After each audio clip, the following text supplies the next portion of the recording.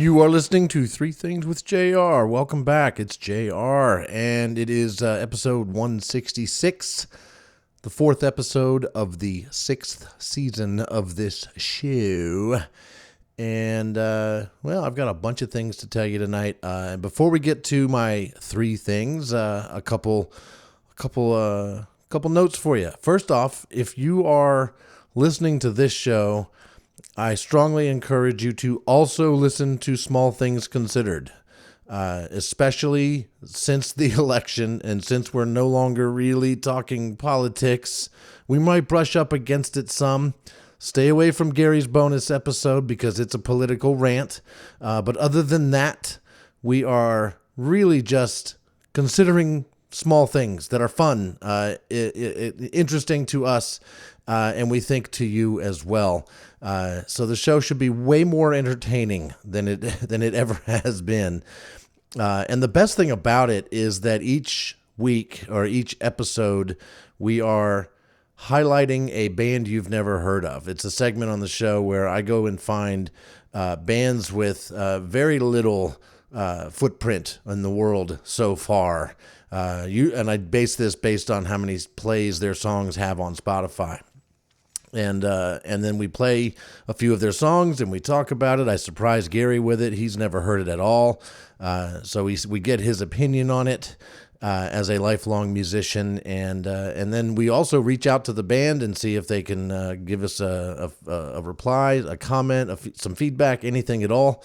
And it's really been a lot of fun. It's the best part of that show. And also, I've been sharing things there that I sometimes would share here. So the things that you're hearing from me on Small Things Considered, very much in the same spirit as Three Things with JR. For example, I talked about how I engaged in some risky behavior with a guy named Billy that I met at Walmart. That story, only on Small Things Considered. Give it a listen. Another one. I talked about how I've been pulled over by the cops 3 times in the just over a year that I've owned my Subaru WRX. And, you got to listen to that story to know how many times out of those 3 times that I've been pulled over, how many times did I get a ticket? That story on Small Things Considered. So definitely check that out. It is a fun show, and if you want to hear from me on a weekly basis, that's how you do it. You listen to this show, and you listen to Small Things Considered. And I wouldn't have said this last year. Like last year, I would have said, if you want political stuff, listen to that. If you want not that, listen to this show. Now, you can really listen to both and not have to deal with... it's an escape. Both shows are an escape from all the political bullshit that's happening in the world today. Like I said, though, we do brush up against it every now and then, but for the most part, we're keeping the vibes much happier than we ever have on that show. Also, a new video from What Is It About You came out this week. And it features the drum circle on Siesta Key down there in Sarasota, Florida. I didn't expect to make a video when we got there. I just couldn't help it. I did bring the drone, but just so that I could fly it around at the beach at sunset. But then I realized there's people here that probably would like to tell me what is it about drum circles that makes them so interesting, so unique, so happy. And they did not disappoint. I talked to Pierre, a guy who he's like a master drummer, African drummer kind of guy, been to Africa 6 times, has been doing drum circles for 20 straight years. Like, he's a drum circle aficionado. And he was willing to tell me all about what makes the one at Siesta Key the best drum circle he's ever been to. So, and that's saying something from Pierre.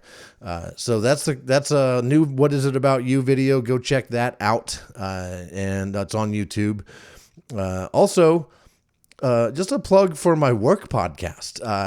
If you at all are interested in gadgets, gear, electronics, car stereo, home stereo, TVs, that kind of stuff, check out Crutchfield the podcast. I am the driving force behind that show. I'm not the only voice on the show. We have guests, other Crutchfield employees, and various other guests.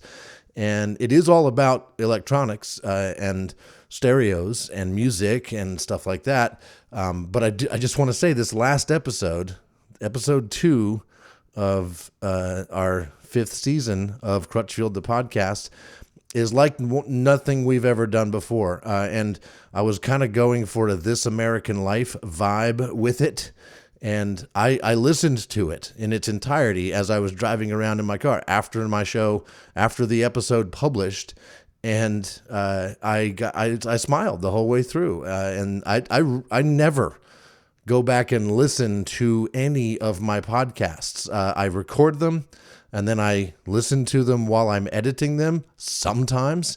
If I know it was good, then I add the music and stuff at the end and then publish it without even listening to what I said. So I don't even know what I said on most of my podcasts. But on Crutchfield the podcast, when I make that one, I have to listen to every single word, edit it meticulously for both sound quality and content and everything, because it's not just me and a microphone. I mean, there is, it's a corporation putting out a podcast. So I really got to be on my game with that one. And there are people checking it before it goes out and all of that. So it's really got to be top notch.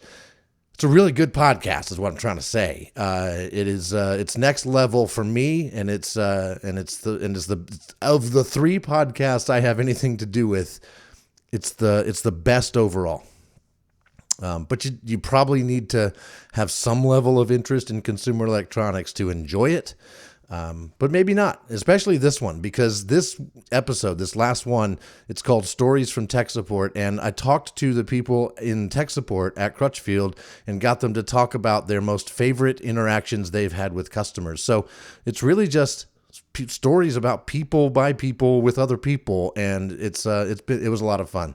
We woven together with music and narration and stuff, kind of like, This American Lifestyle. So yeah, please check out the other stuff I'm putting out there, because in my humble, very biased opinion, it's really compelling content. I mentioned last time on this show that I had 2 big bits of news about me personally that I was excited to share with you, but that I have to wait until they are public information, publicly released, and that hasn't happened yet. So we're gonna have to wait. But I've got 2 things I'm extremely excited to be involved with, and I can't wait to tell you why I'm so excited, what they are, when they're happening, etc. So there you go. And you may notice I'm also changing up how this show sounds a little bit, maybe adding some other music and maybe giving this show a little bit of a This American Life vibe as well. So cue the funky music and let's do thing 1.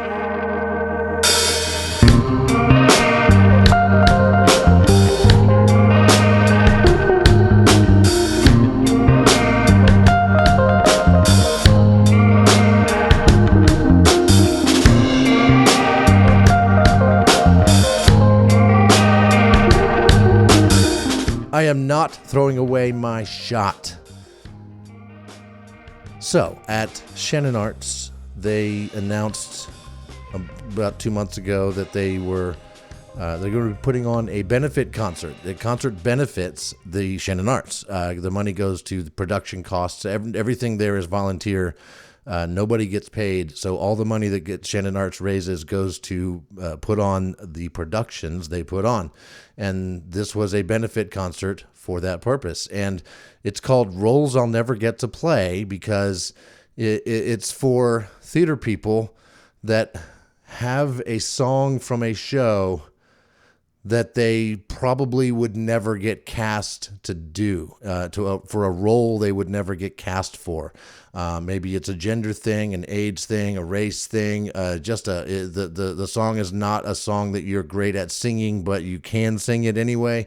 There's any number of reasons why you might not be right for the role. But that doesn't stop you from loving a song and singing a song with all your heart. And this is your chance to sing that song on stage in a theater for an audience of a couple hundred people. And when they announced that, I thought, I think I've got a song that fits the bill here. And the song is My Shot from Hamilton. My love of Hamilton started fairly early. There was a lot of buzz about Hamilton. You kept hearing about it. I had just become interested in theater at all. And it was the only reason I was even kind of paying attention to it. But I was watching the Grammys that year, and they cut to the Richard Rodgers Theater there in New York where they do Hamilton. And this was back when it was the original cast, and they did a song from Hamilton. And it was like nothing I had ever seen before. I couldn't believe what I was seeing. It was instantly magnetic. I had to get more. I wanted to go see it, but going to see it at that time was incredibly expensive and difficult, waiting list kind of stuff for a long time. But the original cast album, however, was on Spotify. So I started listening to it and listening to it and listening to it. I would listen to it every single time I got in my car, every single time. Like there was nothing, I was playing nothing else when I would drive to work, from work, road trips, anywhere and everywhere. We were listening to Hamilton. Back then I was running, and every time I would go running, I'd pop it in on the headphones and listen to Hamilton. And I mean, thousands of times, literally thousands of times, I have listened to the entire cast album. And there are a couple songs. I mean, the whole thing is freaking great. I know most of the words to most of the songs, but My Shot it's the one. Like, it is the one. When I have that song playing in the car, I am, oh my God, ferociously singing, rapping all of the words. And for a long time, before I ever saw the show, I had no idea who was singing what. I mean, Alexander Hamilton is singing most of it, but there's other characters in the song and they're singing, and you don't know. You just learn all the words to the entire song when you're just listening to it and you've never seen it. So I had all the words by all of the characters down, and I have for ever since. And I love this song. There are some lines in this song that are like pump you up kind of lines. And I mean, when I'm singing it in the car, I am singing it with so much vigor. I'm worried that I'm going to break my steering wheel because I'm hitting it and I'm just freaking pumping my fist. It's just amazing. And the fact that I can rap, I mean, I've never been a rap fan. Rap is generally not the kind of music I'm into, but there's just something about it that is different, and I freaking love it. And just the fact that I know all the words and can do it, I thought once this opportunity came out that maybe the entire world should know that I can do all of My Shot. Now, I'm not alone in being able to do all of My Shot. I'm not unique. There are plenty of other people that can do it, but I can do it, and I thought I'm going to give it a shot. So I thought to myself, I got this. I know all the words. I can do this. I'm going to audition. So I signed up to audition and showed up, and I brought my own Bluetooth speaker and microphone because typically the auditions are not done that way. They have a Bluetooth speaker but no microphone, and I wanted to hold a mic and rap into that mic. So I got to the audition, kind of prepared to do that, and I would say in my audition, I totally shit the bed. I couldn't get in tune or in sync with the track. I found a karaoke version on YouTube, and I thought I had this, but I clearly didn't. But I had it enough. I had it enough that they texted me a few days later and said, yes, we would love for you to do My Shot in this concert. And so I needed to start once again listening to and singing along with My Shot from Hamilton every single day in the car, except this time with the karaoke track. So I'm not singing along with Lin-Manuel Miranda and all the other guys in my shot. So it's just me. There's some backing tracks, some ensemble stuff, but I really had to make sure I could hit all the words. And that's when I started to realize how perfect your timing needs to be when you are doing that song. There are, you're rapping, but there are little things that you say that need to kind of land on the beat or the punch or the stab or whatever. It needs to hit to really have its full impact. And that was the challenging part. So practiced that, went to rehearsal once, and then we had a mandatory rehearsal the night before the concert. And at that rehearsal, everybody that was singing in the show was there in the audience. So 30 or 40 very talented theater people is your audience for this rehearsal.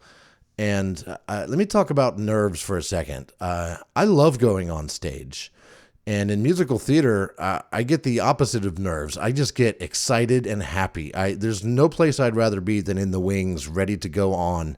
It does not make me nervous most of the time. I don't get nervous when I go to play drums in the band.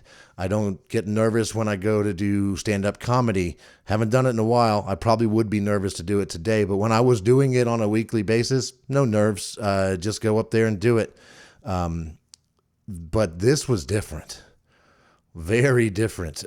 Trying to perform my shot for a bunch of theater kids that all know the words was nerve-wracking. A handheld mic, and it was shaking in my hand. They said they couldn't see it, but I could feel it.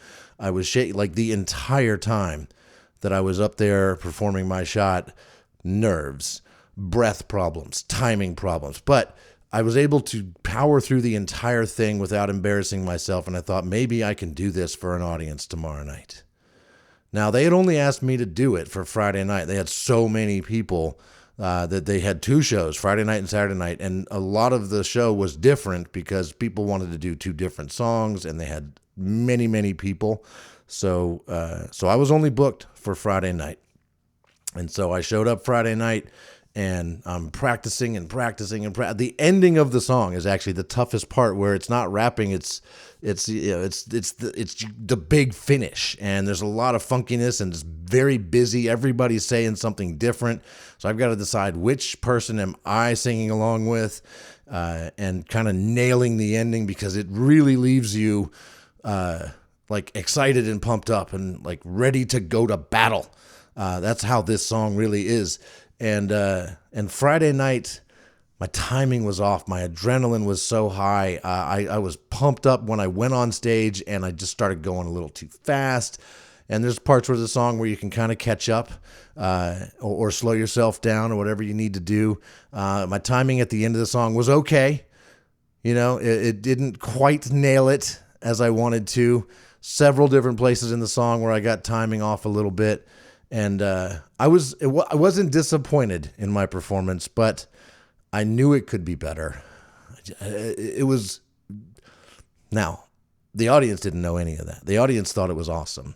I got so many wonderful comments from random audience people, not just theater people that I know, not just friends and family, but random people coming up to tell me how they loved it and how important it was. There's several lines in the song My Shot that are, if you think about them in the context of today's America, they're oddly and almost unsettlingly poignant. And I think of those lines when I'm delivering this song, and I try to deliver them in a way that acknowledges that. And people picked up on that. And it felt so good to get that feedback. And people were like, I can't wait to see you do it again tomorrow night. I'm like, I'm not doing it tomorrow night. It's a one night only thing.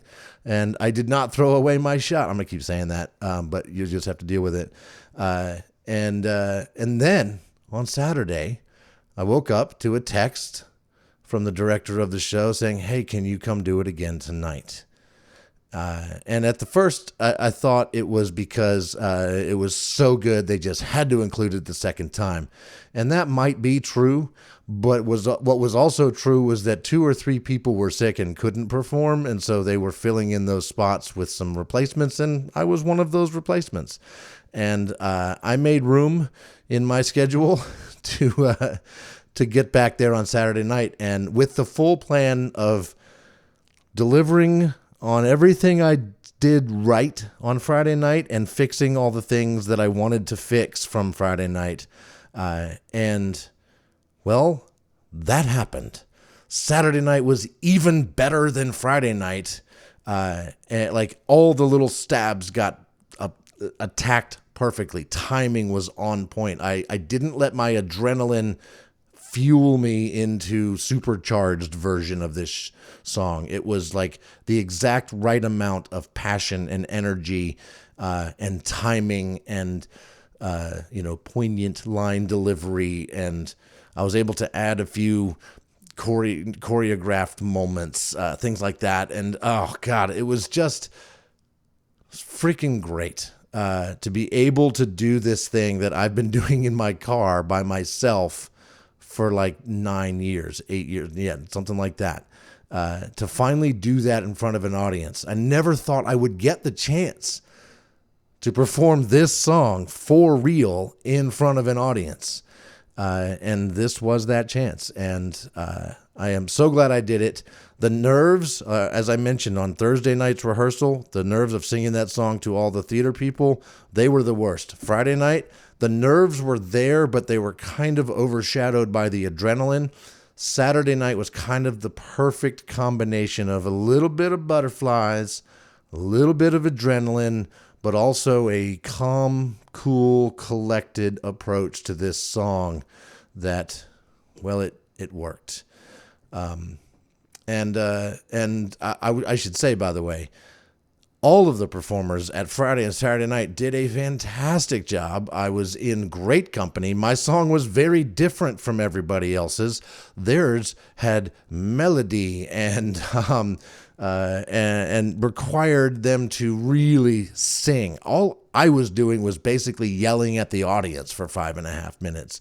But these other people just were angelic, beautiful. So I was in good company, and I added a bit of fervor to the show in just the right place, kind of third, like the last third of the second act, just to wake that audience up and get them pumped up as I was to do it. And so I was just freaking great. I hope that they do this again. Like, I want them to continue, like maybe once a year, a Roles I Never Get to Play kind of a show. And I think it'll be pretty well received, if this was any indication. And Kiki and I were talking about this on the way home. We've got a song in mind that we are going to audition with if we get the chance to do this kind of show again. And what we're going to do is, from The Sound of Music, we're going to do 16 going on 17, where the boyfriend guy, I can't remember his name, but anyway, him and Liesel out there at the gazebo singing about, I am 16 going on 17. Oh, and what we're going to do is really flip it. Like, neither one of us would be cast for either of those roles today, right? Like that, they would find somebody younger, more appropriate for those roles. So we're already, it's the perfect roles we'll never get kind of roles. But we're going to then gender swap them. So I'll be Liesel and she'll be the Nazi boyfriend guy. So that'll be a lot of fun. That's our plan. We're going to work this up and have it ready for auditions when and if there's another Roles I'll Never Get to Play show at Shannon Arts. Whew. Oh man. I'm pumped up right now just talking about all this. I got 2 more things to tell you about. So hang on. Let me calm down. I'll be back in a second.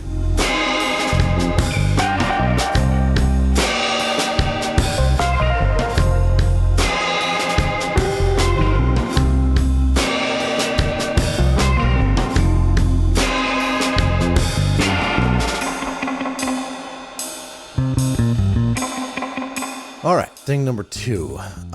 Thing number two is typically some sort of recommendation, something that I'm really enjoying that I think you might really enjoy. And I just want to talk about how it is a good time to be watching TV. Everything is that I want to watch is kind of back. And there's new stuff that I'm enjoying as well. For example, I'm going to give you some highlights. White Lotus is back on Max for season 3. And so far, not quite as good as seasons 1 and 2, but I think it's heading in the right direction. So we'll see where that goes. But White Lotus is also gorgeous. It is shot, I think it's in Thailand, and it just looks amazing. I think that show takes advantage of the fact that it is, designed. The concept of it takes place at amazing, beautiful locations where they get to go shoot at those locations. And it's like a vacation show for the people making it, for the people watching it. It's just fantastic. So White Lotus on Max. Just started 0 Day, I think it's also on Max, starring Robert De Niro, kind of a doomsday-ish political thriller thing. That's pretty good as well. And Robert De Niro's kind of kicking ass in this show, so he's pretty great. My favorite and the only reality show that I watch is The Amazing Race, and its newest season starts this week. I can't wait to start watching The Amazing Race, which means my mother and I will sync up our Paramount Plus on Thursday nights. It airs on Wednesday nights. We watch it Thursday nights so we don't have to deal with commercials.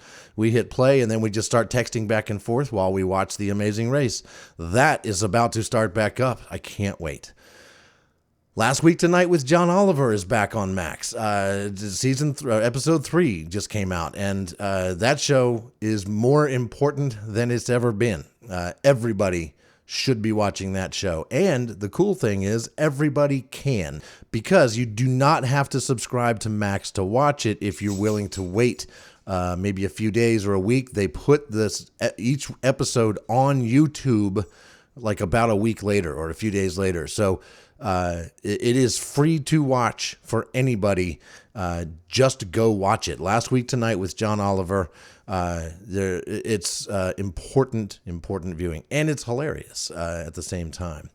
Oh, also disc golf is back. This weekend was the first disc golf tournament, a pro tournament of the 2025 season, played at down in Brooksville, Florida, at the Supreme Flight Open.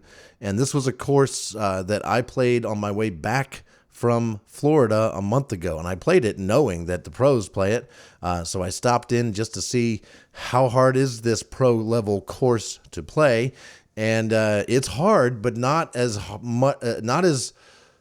difficult as I thought it was going to be. Now, here's an example. The first round, I've watched the first round of the Supreme Flight Open, and the best score in the first round was 11 under par. And my score after playing it just one time, having never played it before, and also not being a professional disc golfer, I was somewhere around 6 or 7 over par. So there's the difference between the best pros and me. And there are professionals that scored around what I scored. So I'm just saying, I'm not a professional. I'm as good as, no, I'm not even as good as the worst professional. They're doing it better than I did. But it's achievable. It's playable. It's fun even for an amateur like myself.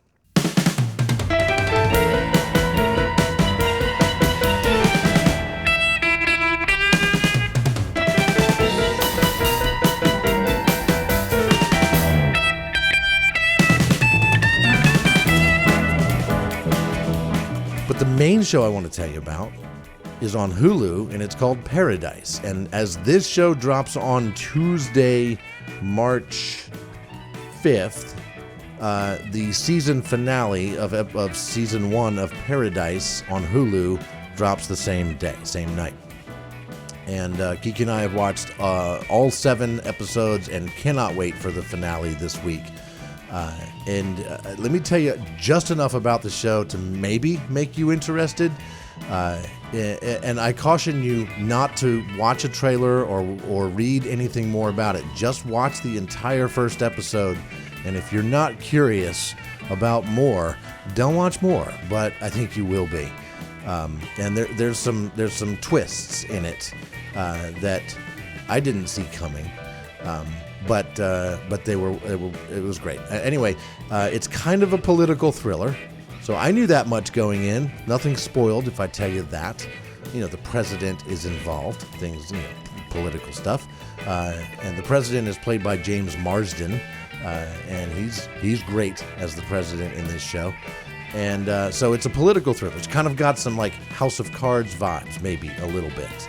I'm going to tell you three things that it's like these three things. If they had a baby, this would be that show. So House of Cards, Silo. If you're watching Silo on Apple TV, you know what I'm talking about, Silo. And Stephen King's book, The Stand, which I recently read audiobook style. And it's like this show is the offspring of House of Cards, Silo, and Stephen King's The Stand. So I'm not spoiling anything by telling you that, but I am telling you accurately what you might see if you were to watch Paradise on Hulu.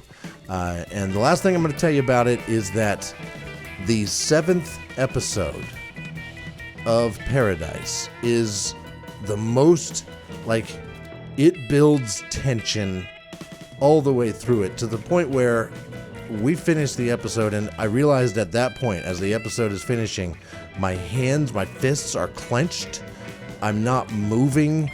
Typically, I sit there and I vape while I'm watching. I haven't touched my vape the entire time. The dogs, both Scherzer and Rocket, typically are up and about. Rocket jumps on the couch, jumps off the couch, can't decide. He just laid there the entire time. There was something about this show that had such a underscore of tension that it affected all of us, Kiki, the dogs, and myself. And I don't ever remember a TV show doing that to me. It was the most tense I've ever been watching TV, in a good way. Wow. So well done. So episode 7, if you're interested, please know that there is payoff. I don't know how the season's going to end. I've heard that there is already plans for a season 2, but season 1, just the 7 out of 8 episodes, pretty great. So check it out, Paradise on Hulu, and there you go. That was thing 2.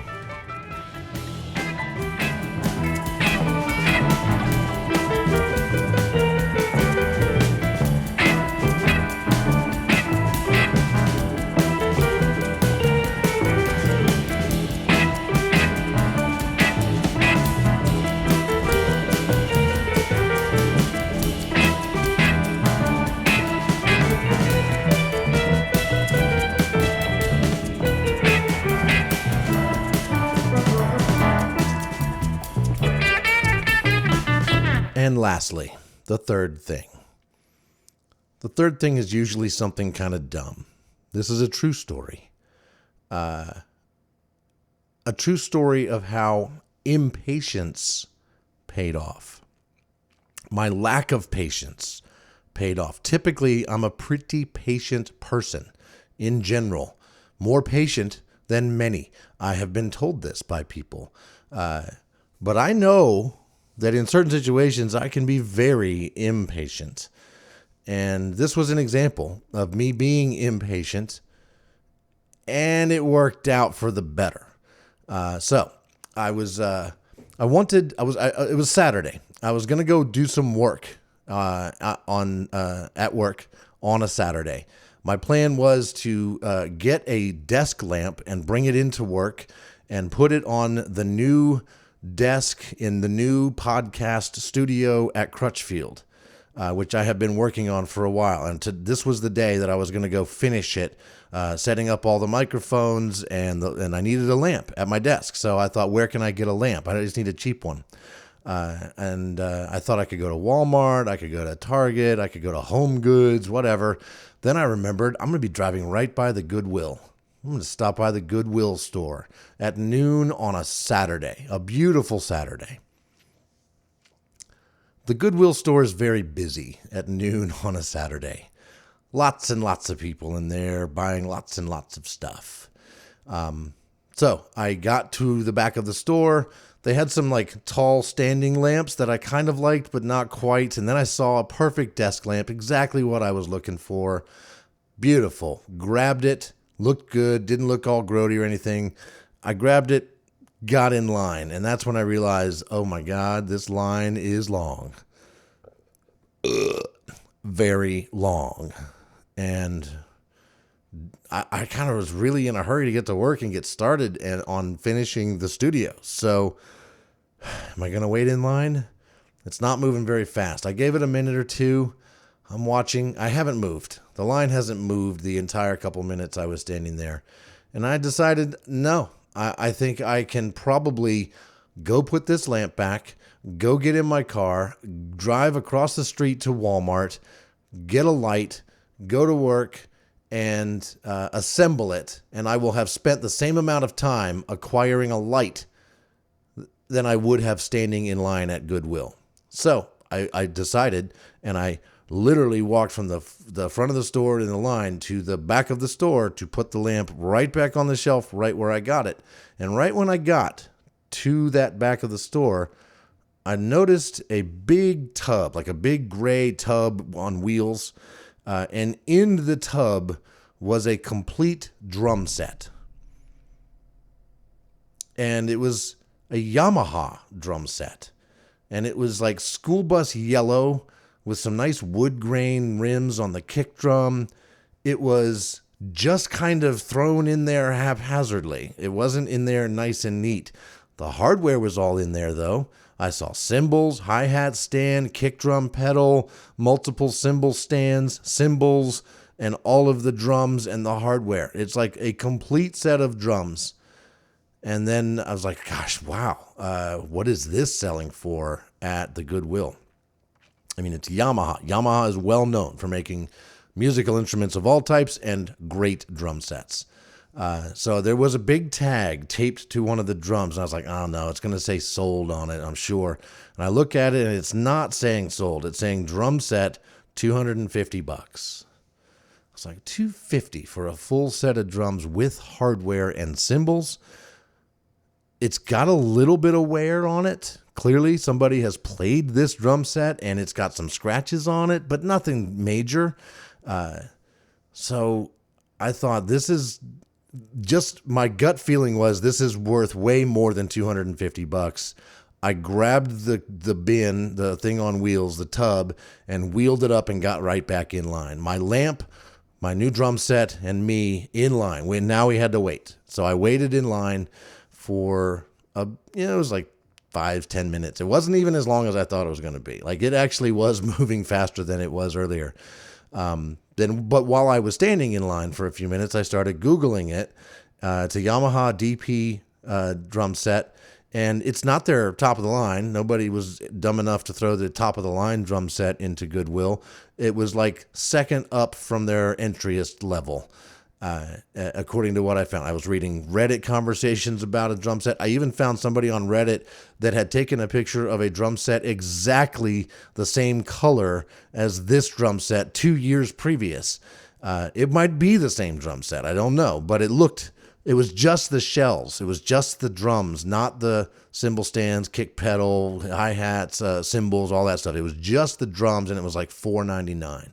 With all of the rest of the hardware, I was seeing prices on like used places for like $7.99, $800. And people were commenting like, hey, even Yamaha's entry level stuff is great. Sounds amazing. So I became more and more confident as I stood in line that this was a good deal. This was probably $500 to $800 worth of drums for $250. And do I need another set of drums? That was going through my mind too. I don't really. Here's what I own drum-wise. I have the blue Stubblefield drum set that I use for gigs. It stays in storage. It is never touched except when we go out to play gigs. It is the nicest set of drums I've ever owned. They are a top-of-the-line drum set. So that's one set. This isn't going to replace that. I have another set at Gary's house where we rehearse and practice and film our videos and stuff. That's a set that I bought off of Craigslist like 9 or 10 years ago. It's a pearl set of drums, also kind of entry level, but the guy was selling this drum set for a similar price to what I paid for this new one, $250-ish. And it was also a full set with hardware and cymbals and stuff. So it was exactly what I needed at the time, a practice set of drums. But they were in bad shape. Like they were kind of, the trim around the kick drum was coming apart.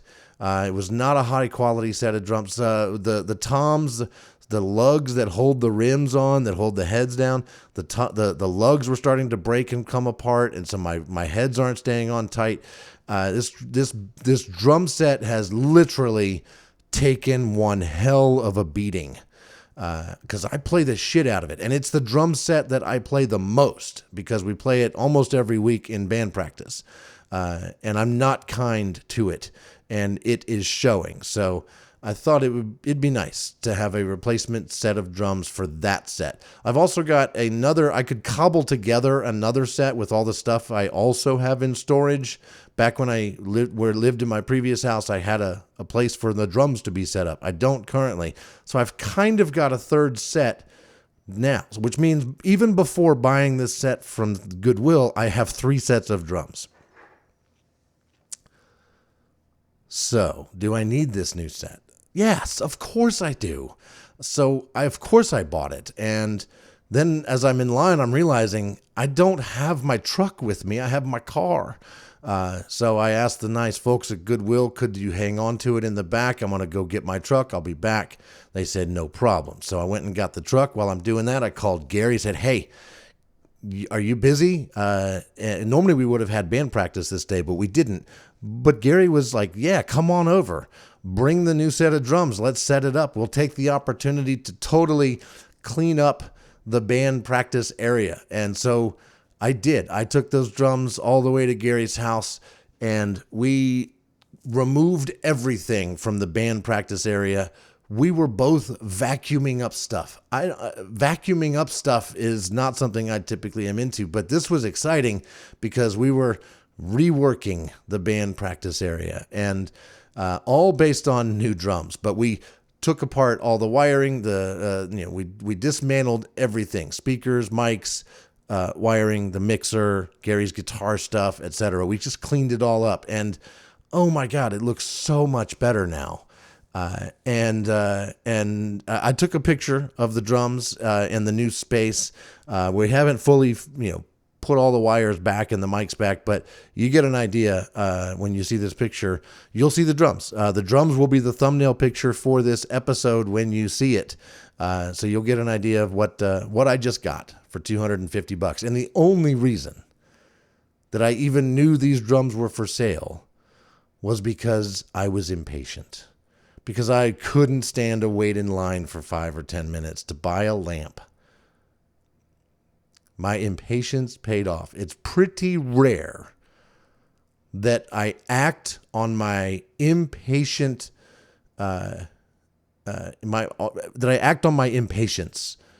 and it pays off. Like, that's not normally how it goes. Typically, my impatience leads to a hasty decision of some kind. This was not the case. This was a very happy opportunity that I would not have had if I had shown patience. If I had thought, oh, you know what, I'll just stand in line. I got things I can do on my phone. Here, I'll get some TikTok time in. I'll play some games on my phone. I'll check all my email. I'll do that. No. If I had had the patience to do all of that, I would still own 1 great drum set and 2 kind of crappy drum sets. Now I own 1 great one, 1 really good one, and 2 crappy drum sets that I will most likely put together and make it 1 set that's as good as it can be, and maybe sell that, or maybe just sell all the extra drums that I have that I do not need. And although, at some point I'll live in a house again where I can set up a set of drums at home, and I'm going to need a set then. So maybe I'll just hang on to all this stuff. I don't know. But there you go. Oh, and yes, I did get the lamp, and I did go back to work on Sunday and set up the podcast studio. So that's all set up. I got the drums. I got them set up. I sang my shot. twice in front of an audience, and man, what a wonderful weekend. I'm capping it off with me talking to you on Three Things with JR.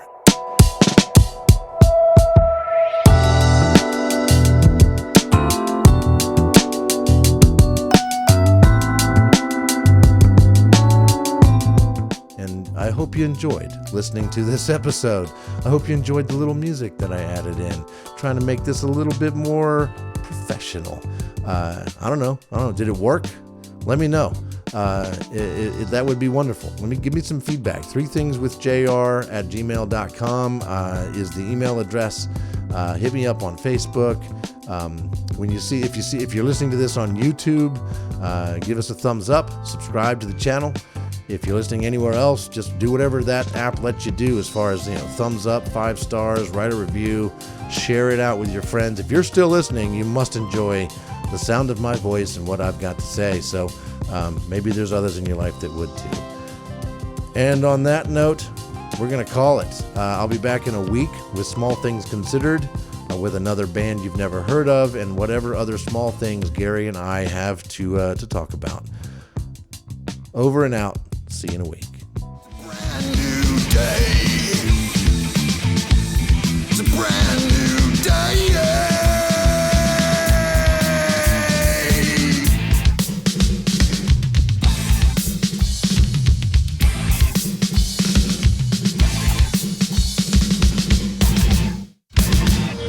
I know the action in the street is exciting, but Jesus, between all the bleeding and fighting, I've been reading and writing. We need to handle our financial situation.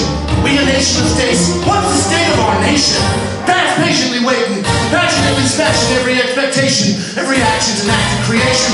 I'm laughing in the face of casualties and sorrow. The first time I'm thinking past tomorrow, and I'm